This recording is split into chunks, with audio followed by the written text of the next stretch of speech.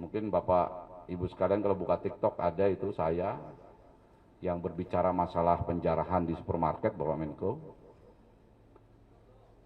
Sebagian kalau di situ yang suka 10.000, yang 5.000 yang menghujat gitu. Jadi menghujat kami dan menghujat penanganan begitu. Tapi kami masih optimis karena yang mendukung juga masih lebih banyak daripada yang memberikan koreksi yang negatif. Wabarakatuh. Selamat siang, salam sejahtera bagi kita semua. Salam, Om Swastiastu, Namo Buddhaya, salam kebajikan. Yang terhormat Bapak Menteri Koordinator Bidang Pembangunan Manusia dan Kebudayaan, yang saya hormati Bapak Deputi 3 Penanganan Darurat, yang saya hormati Pak Sorni, yang saya hormati Pak Dandim, Pak Kapolres, dan Bapak Ibu sekalian yang kami hormati. Saya Kepala BNPB mewakili seluruh masyarakat Tapanuli Utara, Bapak Menko, mengucapkan selamat datang. Kami laporkan memang Bapak Gubernur Sumatera Utara juga ada di Tapanuli ini, termasuk Bapak Bupati Tapanuli Utara. Tapi mungkin semuanya sedang bergerak ke lapangan, Bapak. Jadi mungkin tidak bisa kami hadirkan, tetapi nanti pada saat Bapak berkunjung ke lapangan, para pejabat itu akan mendampingi. Kami izin menyampaikan laporan secara rinci dan singkat, Bapak, terkait bencana yang menimpa 3 provinsi Sumatera Barat. Kami tiap hari juga sudah memberitakan konferensi pers, tetapi mungkin juga karena bencana ini sangat masif, barangkali ada hal-hal yang perlu mendapat arahan dari Bapak Menteri Koordinator Bidang Pembangunan Manusia dan Kebudayaan. Kami mulai karena Bapak sekarang ada di Sumatera Utara, jadi kami akan mulai dengan penjelasan segala sesuatu yang berkaitan dengan bencana di Sumatera Utara. Yang pertama adalah untuk wilayah Sumatera Utara, Bapak. Ini ada beberapa kabupaten kota yang terdampak, bahkan kota Medan yang merupakan ibu kota provinsi juga sempat banjir, Bapak. Tetapi per hari ini adalah hari keempat untuk Sumatera Utara, karena Sumatera Utara itu duluan yang terkena bencana, Bapak. Jadi mulai tanggal 25, 26 itu hujan deras, sehingga kita masuk baru tanggal 27. Jadi kalau Bapak Menteri melihat di gambar ini relatif sudah bisa teratasi, Bapak. Dari mulai Langkat, Medan, Tebing Tinggi, dan Asan ini sudah relatif. Tidak perlu penanganan secara terpusat dari pusat. Nah, yang menjadi PR kita di wilayah Sumatera Utara adalah wilayah Tapanuli ini, Bapak. Jadi yang terdampak ada Tapanuli Utara, ada Humbang Hasundutan, ada Tapanuli Selatan, Tapanuli Tengah, Kota Sibolga, kemudian sampai dengan Langkat. Nah, di kabupaten kota yang tadi saya sampaikan, yang sekarang masih perlu mendapat perhatian secara serius adalah 2 daerah, Bapak. Yang pertama Tapanuli Tengah, yang kedua Sibolga. Kenapa ini mendapat perhatian penuh? Karena terisolir, Bapak. Jadi Tapanuli Tengah ini hanya bisa dicapai lewat udara, di mana di Tapanuli Tengah itu ada kota Sibolga. Nah, kota Sibolga hanya bisa dicapai lewat darat dari Tapanuli Tengah dan bisa dicapai lewat laut. Inilah yang kemarin sore sempat viral di kota Sibolga, adanya upaya mengambil logistik. Jadi kami sudah cek ke personil kami yang bisa masuk ke sana. Itu mereka mengambil bahan makanan, Bapak. Jadi tidak bersifat menjarah atau merusak, memecahkan kaca dan lain sebagainya, tidak. Tapi dia menjarah bahan makanan. Ya mungkin mereka khawatir, takut karena tertutup dan bahan makanannya terbatas, sehingga itu yang dilakukan. Dan ini yang sebagian viral ke media sosial. Kami juga sudah memberikan penjelasan secara langsung. Mungkin Bapak Ibu sekalian kalau buka TikTok ada itu saya yang berbicara masalah penjarahan di supermarket, Bapak Menko. Sebagian kalau di situ yang suka 10.000, yang 5.000 yang menghujat gitu. Jadi menghujat kami dan menghujat penanganan begitu. Tapi kami masih optimis karena yang mendukung juga masih lebih banyak daripada yang memberikan koreksi yang negatif. Tapi itu tentu saja menjadi pokok perhatian kami. Nah, untuk wilayah Sumatera Utara itu yang meninggal 172 orang, Bapak Menteri. Ini masih ada yang hilang 147 orang. Kemudian yang terdampak ini cukup banyak, masyarakat yang selamat dan mengungsi. Nah, upaya yang kami lakukan, yang pertama adalah berusaha membuka jalur-jalur transportasi.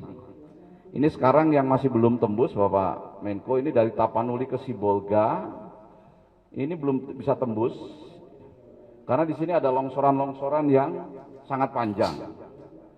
Kalau Bapak Menteri melihat rute ini, sebetulnya rutenya ini pendek, tapi di sini kalau di lapangan praktis hampir 50 km yang tertutup. Nah, sekarang dengan Satgas Gabungan, TNI Polri, ini sudah berusaha membuka, dan menurut penjelasan kemarin sore dari Dandim paling tidak butuh waktu 3-4 hari lagi baru bisa tembus.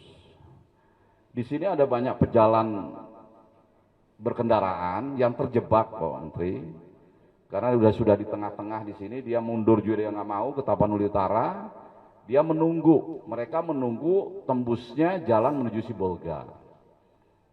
Itu ada beberapa pejalan yang terjebak di situ sudah beberapa hari, tapi kami dropping logistik baik lewat udara maupun lewat darat.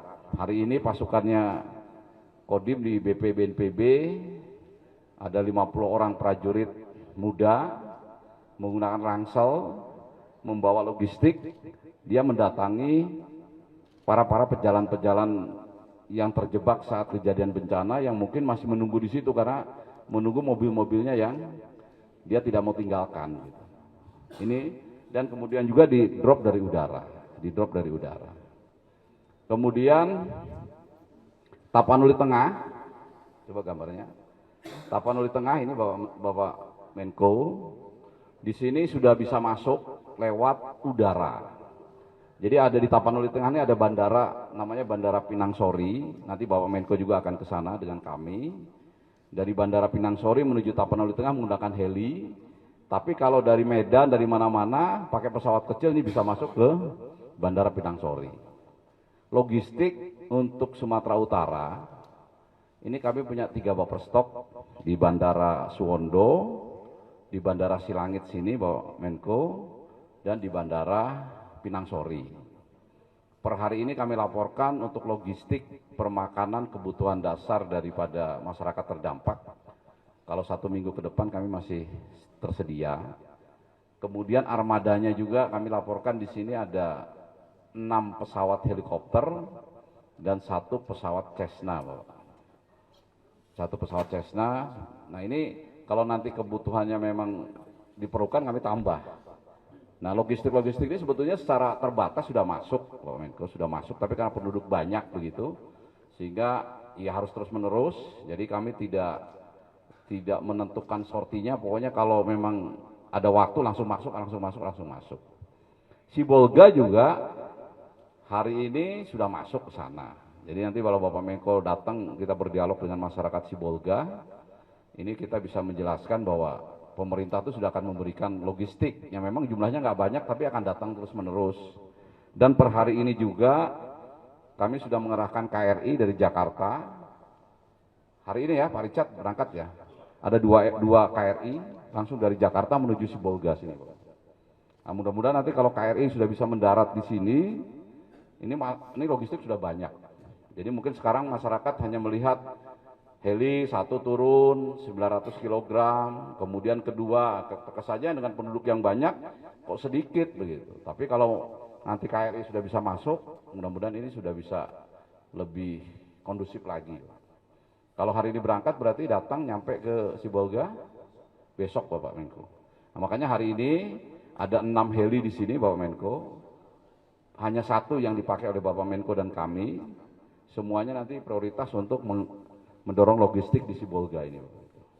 Karena itu yang menjadi pokok perhatian kami untuk wilayah Sumatera Utara. Sementara untuk yang lain seperti Tapanuli Selatan, ini sudah bisa di dropping pakai darat. Kemudian ada di Humbang Hasudutan, ini pun sudah bisa di dropping lewat darat. Mandailing Natal juga sudah bisa. Kemudian Langkat juga sudah bisa. Memang sudah kami kumpulkan tadi malam para bupati, mohon bersabar dulu, sampaikan ke masyarakat bahwa Satgas dari nasional ini fokus dulu kepada Tapanuli Tengah dan Sibolga. Karena itu memang terisolir banget, jangan sampai justru isunya itu yang mengemuka di mana-mana seolah-olah kita tidak mampu untuk mengatasi Tapanuli, khususnya Sibolga dan Tapanuli Tengah. Kemudian kami laporkan secara singkat untuk Aceh, Bapak Menko, di Aceh ini sekarang juga kekuatannya sudah lebih banyak, sudah lebih full. Memang yang menonjol di Aceh ini masih banyak sekali jalan-jalan yang masih putus, Bapak Menko. Jadi yang masih belum bisa dilalui ini dari mulai Sumut ke Aceh masih putus, Banda Aceh Luk Sumawe masih putus, kemudian Gayo Luwes juga masih putus sampai Aceh Tenggara, kemudian Aceh Tengah juga masih putus, Bener Meriah masih terisolir, kemudian Subuh Salam juga masih terisolir untuk Aceh. Jumlah korbannya Aceh lebih sedikit daripada Sumatera Utara. Per hari ini tapi baru terdata adalah 54 jiwa, hilang 55 jiwa, terluka 8, yang terdampak lainnya lebih kecil, tapi terkesan karena Aceh ini banyak kabupaten kota yang masih putus, sehingga itu yang memerlukan perhatian secara khusus. Di sana ada Bapak Menteri Dalam Negeri dengan Deputi Adpil, kami juga lengkap di sana ada Deputi Pak Jarwansyah. Hari ini pendistribusian logistik secara darat, secara udara dan laut ini kami masukkan ke tempat-tempat yang terisolir, khususnya Bener Meriah dan Aceh Tamiang. Kemudian untuk sarana komunikasi, Bapak Menko, ini kami untuk Sumatera Utara, daerah-daerah terisolir itu sekarang sudah bisa berkomunikasi. Untuk masyarakat juga sudah bisa secara terbatas menggunakan Starlink. Ini Starlink ini kami akan tambah terus. Kalau personil Satgas, Kodim dan lain sebagainya yang ada di Sibolga, yang ada di Tapanuli Tengah relatif sudah bisa berkomunikasi, Bapak Menko. Tapi untuk masyarakat memang perlu diperbanyak lagi. Nah ini kami juga secara terus menerus ini mendorong internet Starlink itu untuk ke masyarakat. Nanti mungkin Bapak Menko juga pada saat masuk ke Sibolga nanti kita bawa juga beberapa sebagai bantuan Bapak Menko kepada masyarakat. Untuk di Aceh juga sama, Aceh ini sekarang sudah, walaupun jalur daratnya sudah masih putus, tapi jalur komunikasinya sudah terpasang. Gayo Luwes, Aceh Tengah, Bener Meriah, Biren, Lok Sumawe, Aceh Tamiang, Langsa, Aceh Timur, Aceh Utara ini semuanya sudah tersambung, Pak Menko. Nah untuk tingkat yang perlu keseriusan memang kalau di Sumatera Utara adalah 2 kabupaten, 2 daerah, 1 kota Sibolga dan 1 kabupaten Tapanuli Tengah. Kalau di Aceh itu adalah Aceh Tamiang, Bapak Menko, Bener Meriah, kemudian Aceh Tengah. Nah yang mengembirakan sekarang untuk jalur udara itu bisa diakses baik dari Banda Aceh maupun dari Lok Sumawe, Bapak Menko. Jadi Lok Sumawe yang beberapa hari lumpuh, terendam air, sekarang sudah bisa pulih secara terbatas. Kami sudah coba mendaratkan pesawat kargo di sana, membawa mie instan dengan makanan siap saji, Pak Menko. Itu 13 ton sudah masuk di sana. Artinya logistik di Aceh ini secara terbatas terus-menerus kita suplai terus. Mudah-mudahan dengan penambahan armada udara dan armada laut, ini relatif nanti bisa lebih baik dari kondisi sekarang. Kemudian untuk Padang, Bapak Menko, Padang ternyata jumlah yang meninggal Sumatera Barat ini bertambah justru lebih besar daripada daripada Aceh.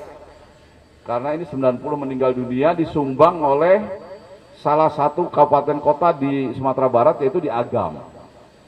Ini hasil pencarian dari Basarnas, tetapi untuk Sumatera Barat itu tinggal 7 kabupaten kota yang terdampak. Yang pertama adalah Kota Padang, kemudian Padang Pariaman, kemudian Solok, Agam, Tanah Datar, Kota Padang Panjang, dan Padang Pariaman. Yang lainnya aman, Bapak Menko. Dan dari 7 itu semuanya bisa disuplai lewat darat. Jadi kami untuk alutsista di Padang, heli ini kami hanya siapkan 1 saja untuk mengcover apabila ada titik-titik yang perlu disuplai lewat udara. Tapi secara umum untuk Sumatera Barat relatif sudah bisa lebih terkendali. Yang menjadi PR yang masih harus terus bersatu padu Satgas Nasional ini memang adalah untuk Sumatera Utara di 2 kabupaten kota itu yang paling menonjol, Padang dan Tapanuli Tengah dan Sibolga, kemudian Aceh, Bapak. Aceh ini karena masih banyak yang terputus. Nah, kami laporkan untuk upaya menormalisasi jalur transportasi yang putus. Untuk di Aceh ini sudah masuk dari Kementerian PU, tapi kalau di Sumatera Tengah, di Tapanuli, khususnya di Tapanuli, daerah Tapanuli ini masih terkendala karena harus tembus dulu dari Tapanuli Utara ke Sibolga itu, Bapak. Jadi itu memang jalannya sangat kecil, alat berat banyak pun tidak berguna, karena yang hanya bisa bekerja hanya 2 alat begitu. Nanti setelah 2 alat itu masuk bekerja beberapa ratus meter, istirahat, minggir, yang 2 alat lagi baru masuk. Karena jalannya adalah di bawah tebing yang sangat kecil. Nah, sehingga kalau itu nanti udah tembus dari Tapanuli Utara menuju Sibolga, relatif segala bala bantuan dan kehidupan masyarakat akan sudah kembali pulih. Kemudian kami laporkan juga untuk yang lain-lain, ini kami juga sudah selalu memberikan informasi, dan atas arahan Bapak Menko tadi kami sudah membuat protap, Bapak Menko. Untuk pagi nanti Pak Deputi 3 ini akan menyampaikan kepada media terkait dengan rencana kegiatan harian. Hari ini apa, pencarian pertolongannya seperti apa, membuka jalur transportasinya seperti apa, komunikasinya menambah apa saja, termasuk bantuan logistik, agar masyarakat banyak bisa mengetahui apa yang dilakukan oleh pemerintah pusat dan pemerintah daerah dalam membantu penanganan bencana ini. Nanti di siang hari, Kepala Pusat Data Informasi Kebencanaan saya itu akan menyampaikan progres pukul 12.00. Apakah rencana Deputi 3 itu berjalan sesuai rencana atau ada hambatan atau lancar, sehingga masyarakat banyak juga tahu. Nah, kemudian pukul 19.00 saya juga akan melaksanakan konferensi pers untuk evaluasi maupun untuk melaporkan hal yang dicapai di hari itu. Itu setiap hari sampai kondisi bisa kembali pulih. Nah, selama 3 hari ini kami hanya baru 1 kali, yaitu setiap jam 5 sore. Nah, ini yang akan kami rubah supaya media, masyarakat ini mengetahui segala sesuatu terkait dengan penanggulangan bencana ini mulai pagi, siang, dan malam. Mungkin itu Bapak Menko secara singkat yang kami laporkan, dan sebagai saran, karena kami sudah beberapa hari di sini termasuk di Aceh dan Sumbar, kami mohon yang paling utama dari penanganan bencana ini karena masih banyak putus, mungkin adalah dari Kementerian PU ini lebih masif lagi untuk masuk melaksanakan normalisasi jalan-jalan yang putus, listrik, air, ini juga relatif sudah mulai pulih, tetapi masih banyak yang padam. Kami tahu dari PLN juga sudah menyebar personilnya. Mohon ini lebih cepat lagi, khususnya ke daerah-daerah terisolir bisa segera pulih, karena itu juga sangat dibutuhkan masyarakat. Untuk komunikasi, ini kami memang memperbanyak bantuan-bantuan internet Starlink. Kami juga sudah komunikasi dengan Ibu Menteri Komdigi. Beliau juga sudah menyampaikan berusaha menormalisasi jaluran GSM, baik milik pemerintah maupun swasta. Ini juga kami mohon kalau ada bantuan dari manapun, mungkin dititik beratkan kepada bantuan alat komunikasi yang bersifat portable atau internet Starlink, ini diperbanyak juga, kami akan siap menerima. Dan kemudian bantuan logistik, Bapak Menko kami laporkan bantuan logistik ini kami sudah punya sistem banlog.